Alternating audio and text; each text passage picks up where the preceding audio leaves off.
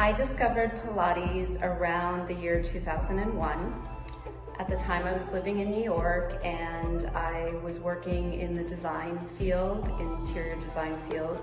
I was working at a showroom in the New York Design Center. I had a boss, the owner of the company, and she was very into Pilates and she thought it would really benefit her employees. So she was generous enough to send her instructor to the studio, I believe it was about 2 times a week, to teach mat classes to any employees who wanted to take class. And I believe I paid like $5 a class, and then our boss, covered the rest for the instructor. And what I liked about it was that I was doing something physical, I was working out in a way that I really enjoyed, and it reminded me of when I was younger. I danced a lot and I really enjoyed dancing, but I kind of let that go once I got into high school. And so I just fell in love with Pilates, and eventually I left that particular job, but I was still working in the design field, and I continued to seek out Pilates classes at other studios and gyms, mostly mat Pilates at the time.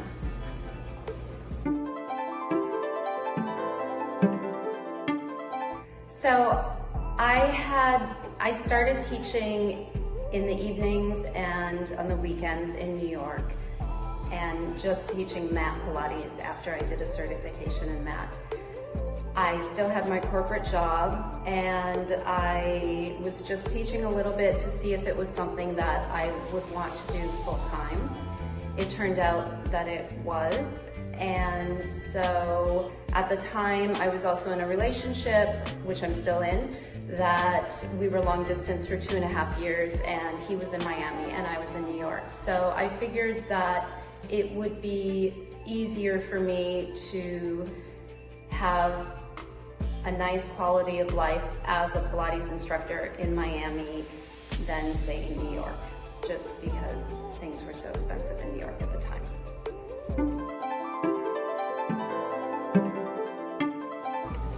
So I was teaching Pilates at various studios around the city, and I also had equipment in my home, and I was starting to see clients in my home, just private sessions. And eventually it got to the point where I was exhausted from driving from Coral Gables back to Miami Shores, etc. And then making sure my house was tidy enough for my clients to come in. And my home studio got really busy and I needed more space, and I also needed to just find a central location so that I wasn't running around everywhere. I was starting to get referrals from doctors and PTs that I know, so I thought it was just time to make it a brick and mortar so that I could really take the load that was coming through. My favorite thing about being an entrepreneur is that ultimately all decisions fall on me. Saying that, it can also be a curse, because it would be nice to have someone to run things by, and I do run things by other people, but it can be a lot of pressure. Obviously during COVID, it was a lot of pressure because now I have about 8 instructors, some in the studio, some virtual, and I also want to make sure that they are taken care of, that they have enough work, that they're happy, that they feel successful, that they feel supported. So it's nice to have all the decision making, but it also can be challenging at times. With most Pilates and yoga studios, we went to online Zoom classes fairly quickly, and that was a silver lining for me because a couple of months before COVID hit, I actually was shopping around looking at other spaces that I was thinking about opening a mat Pilates studio.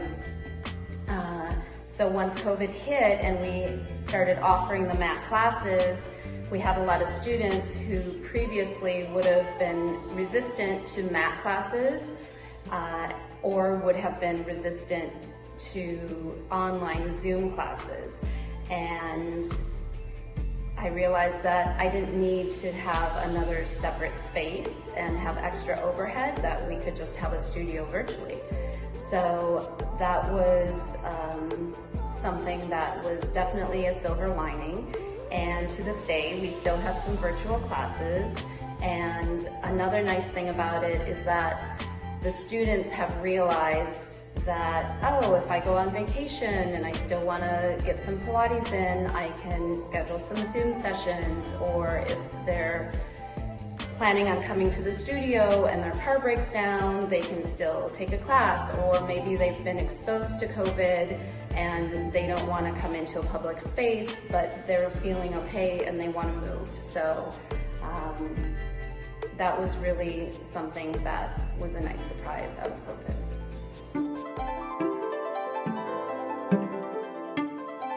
Another aspect that came out of COVID is that I would check in with students when we started doing the Zoom classes to see if they had any feedback. I wanted to make sure people were happy, and a common response I would get was, "Thank you so much for doing this. It's keeping me sane. I know that at least I have 1 hour accounted for during my day where I'm going to be taking a class." It was also great because students that had been coming to the studio before a move started to come back. So I had a student who moved to London, and then when COVID hit, she and her husband started coming into the Zoom room and doing classes with us. I had a student who got married and moved to Boston, and she and her husband still do Zoom duets with me once a week. So it really helped to strengthen our community and bring back some of our students who, you know, maybe we wouldn't be seeing now if COVID hadn't happened.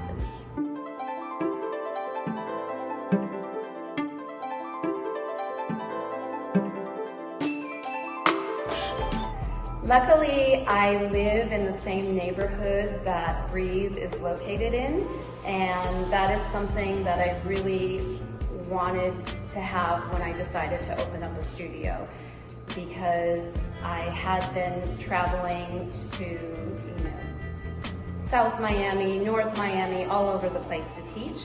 I wanted to be in a space that was near where I live, because I live on the Biscayne corridor near Morningside, and I just love the Upper East Side. There is so much to do. There's so many great restaurants. You can actually walk to a restaurant, which is not something that is always available in Miami. I love the parks. I love Legion Park, going to the farmer's market on a Saturday morning. I love Morningside Park, which I live very close to, so I try to walk in the park 2 to 3 times a week. And I do take Sundays off for the most part. Obviously, as a small business owner, there's always something that comes up, and you know, the buck stops at you, so you have to take care of it if it needs to be taken care of. But I try to put my phone on focus and, you know, have a day to myself, because I think that's very important for everyone. I like to support small businesses, independently owned businesses. I really like Mima's Market in Miami Shores. They showcase different vendors, I think 10 to 15 different vendors. They have food, they have home goods. They, during COVID, offered a vegetable pickup service. They had a bread pickup service, so I tried to utilize them a lot, especially during COVID, instead of going to the larger grocery stores. I also love it when there's a pop-up because I'm able to discover things that maybe I wouldn't have discovered on my own. Recently, I think it was within the last year, Clean Sweets, spelled K-L-E-A-N Sweets, had a pop-up in Little River, and she's known for her desserts, which are dairy-free, gluten-free, refined, sugar-free, raw, and they're amazing. I'm not vegan, but I order them when I have a dinner party, or two of my friends who are vegan came over for dinner and I ordered them for our night together. I also really like Sir, which has empanadas, salads, pizzas. Another place that I support is my Midtown Garden Center, and they are a local, small, independently owned plant and flower nursery, and I think I've bought all the plants that I have at Breathe from them.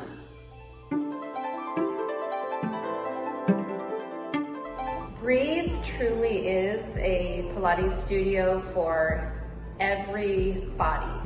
So in other words, it's a space that is not intimidating. All of my instructors are friendly, knowledgeable. We don't only do Pilates for fitness, but we do Pilates for post-rehabilitation. We all have taken numerous courses, continuing education courses to work with pregnancy, back surgeries, osteoporosis, knee replacements, hip replacements, etc. So we are focusing on helping everyone. And we just have such a great group of students that come to the studio, and it really has become a community. And when we were doing the Zoom classes, nobody cared if you just rolled out of bed and you were still in your pajamas and taking a mat class. In the studio, I love it when I see students coming in, rushing in after work and going into the restroom and changing. We have a student who's a doctor, and sometimes she doesn't have time to change. She just comes and does Pilates in her scrubs, which I love. That it's just a very welcoming place, not only because of the instructors, but because of the students.